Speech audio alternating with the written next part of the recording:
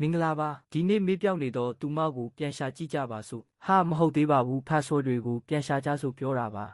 Microsoft Edge နဲ့ Chrome တို့မှာတင်ထားမိတဲ့ password တွေပြန်ရှာနည်းကိုလေ့လာရမှာဖြစ်ပါတယ်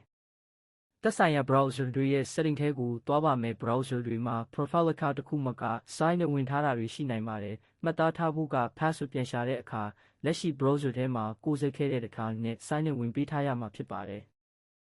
setting ထဲဝင်ပြီးရင် passwords tag ထဲဆက်ဝင်ပေးပါ password စာမျက်နှာကိုရောက်ပြီဆိုရင်တော့ save password ဆိုတဲ့အကွက်အောက်မှာဘယ် website ကိုဘယ် email နဲ့ဘယ် password ကိုသုံးပြီး sign ဝင်ခဲ့လဲဆိုတာကိုတွေ့မြင်ရမှာဖြစ်ပါတယ်ကိုသိချင်တဲ့ account နဲ့ password နောက်ကမျက်လုံးပုံလေးတွေကိုနှိပ်ပြီး Windows ရဲ့ screen lock pin or password ကိုထည့်ပြီး OK နှိပ်လိုက်မယ်ဆိုရင်ကိုပြန်ရှာချင်တဲ့ password တိုင်းကိုတွေ့မြင်နိုင်ပြီဖြစ်ပါတယ်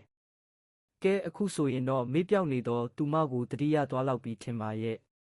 ကောင်းသောနေ့လေးပိုင်ဆိုင်နိုင်ပါစေဒီလိုဗီဒီယိုလေးတွေအမြဲမြင်တွေ့ရအောင် PTZAL Teaching Page နဲ့ Channel တို့ကို Follow လုပ်ထားပြီးစောင့်ကြည့်နိုင်တယ်လို့ ptzal.com မှာလည်းဝင်ရောက်လေ့လာနိုင်ပါတယ်